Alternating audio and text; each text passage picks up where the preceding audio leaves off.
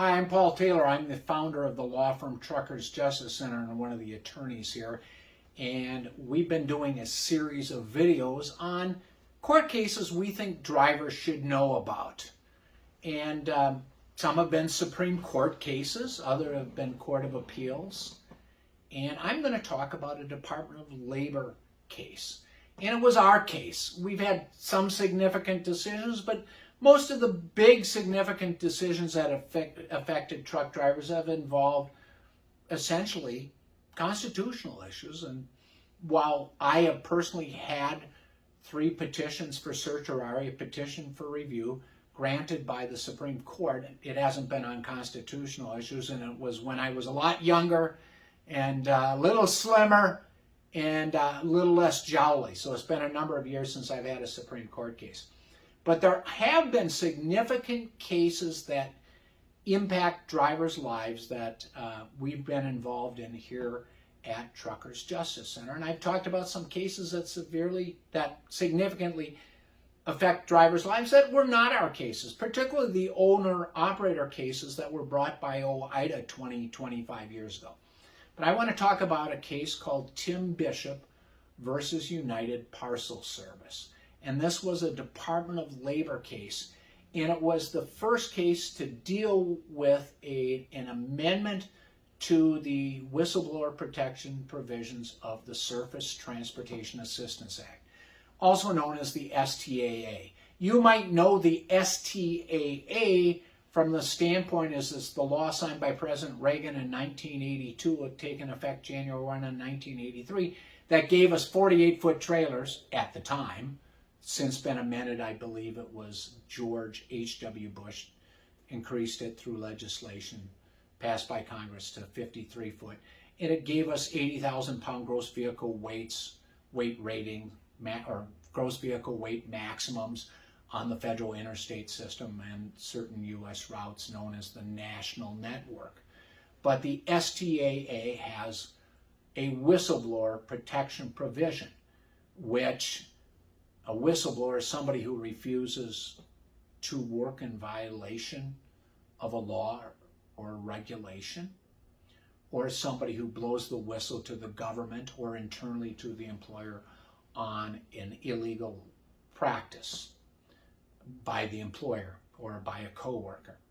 Now, the STAA is a whistleblower law. Not all whistleblowing is protected by law, but the STAA, when signed into law by Ronald Reagan in 1982, said no person shall discharge, which means fire, discriminate against, which could be docking and pay, or transfer, illegal transfer, demotion, or discipline, which could be a warning letter, a suspension, etc., because that driver does one or more of the following. A, files a complaint with the employer or the government related to a violation of a commercial vehicle safety regulation, or B, refuses to drive because driving would result in an actual violation of a commercial vehicle safety regulation, even if it's a minor, not out of service item. Could be, windshield wipers not working on a day when there's no forecast of rain.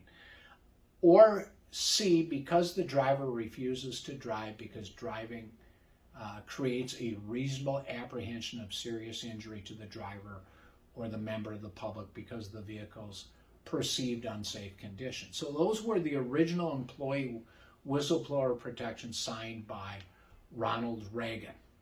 So how does the Bishop case come about? Bishop versus United States. Well, in 2007, George W. Bush signed into law some additional protections, whistleblower protections for commercial vehicle operators. It was part of a law called the Implementing Recommendations of 9/11 Commission Act of 2007. So it was one of those junk bills that, had everything but the kitchen sink, but it increased whistleblower protections for commercial vehicle operators. And one of those protections was essentially an amendment that said no person may discipline, discharge, or discriminate against a commercial vehicle operator because that driver accurately records on-duty time on his records of duty status, on his logs. So the other protections signed into law by Reagan were, complaints about violations of commercial vehicle safety regulations, which might include overweight or, other things, lights, hours of service, or refusals to drive in two categories. Refusal to drive because driving would create a violation, or B, the refusal to drive was based on a reasonable apprehension of serious injury. So now it isn't exactly a protection against logbook retaliation because of a refusal to falsify. It's sort of that.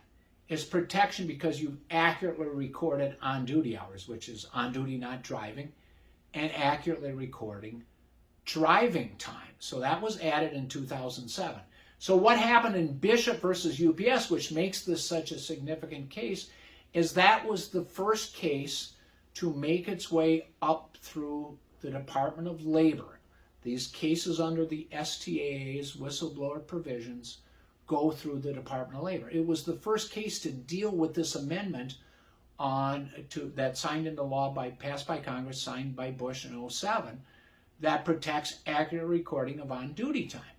And what happened in the case of Bishop was that Bishop was a relay driver. His name's Tim Bishop, and he was based in Earth City, Missouri, and his job at that time was to meet a Lenexa, Kansas driver pulling a set of doubles, usually, sometimes it was straight trailers, and they would supposed to meet at a meet point in western Missouri where they would swap out trailers.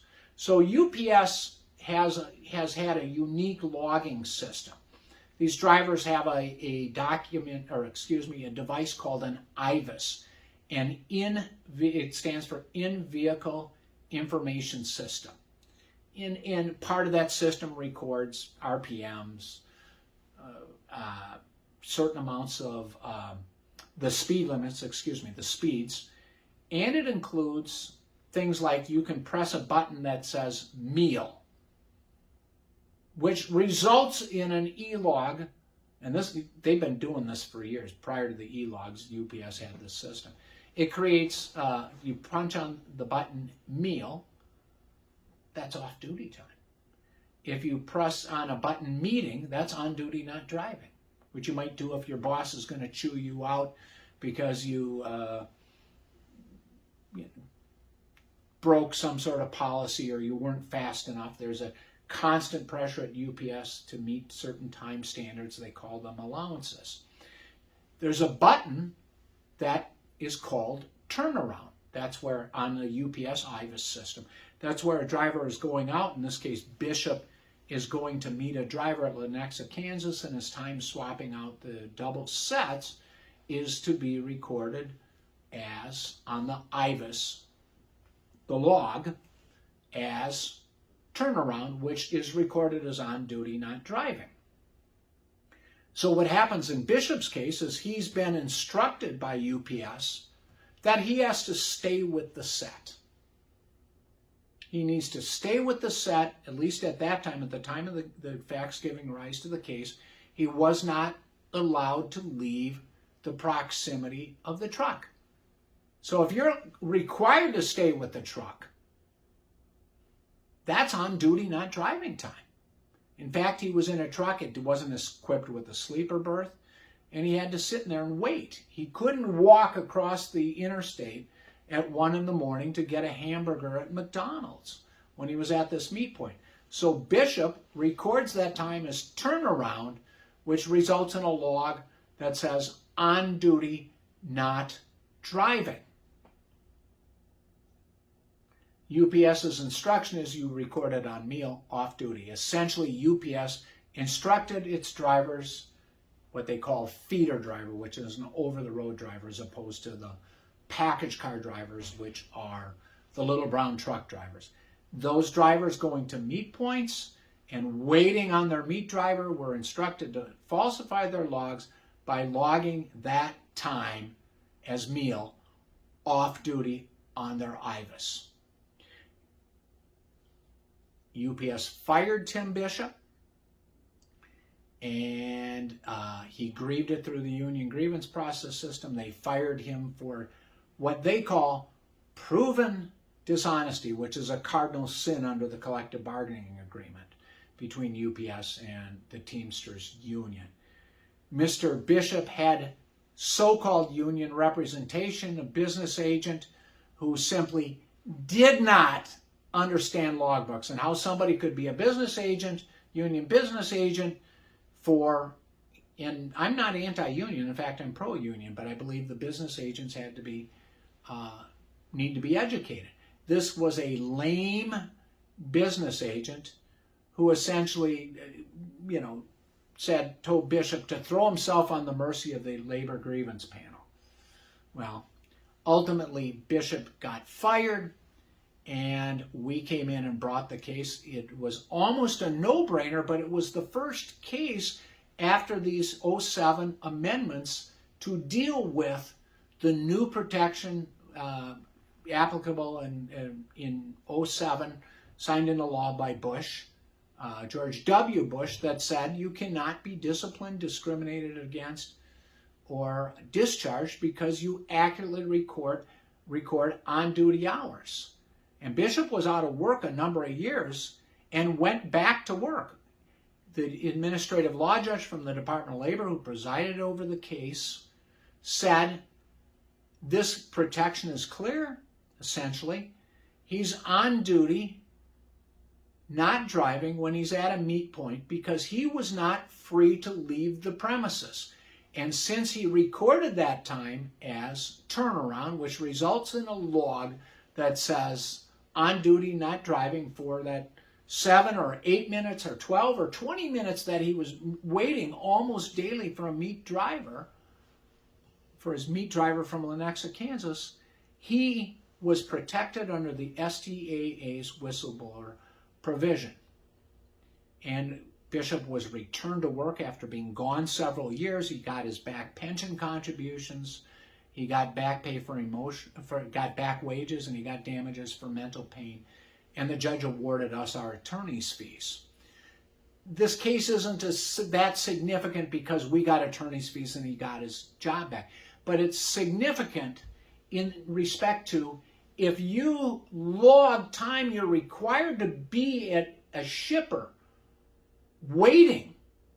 I know now we've got this issue about the 30-minute extension, or excuse me, the 30-minute break, not later than the 8th hour, can be at a shipper sitting in a truck tractor and doesn't have to be off duty.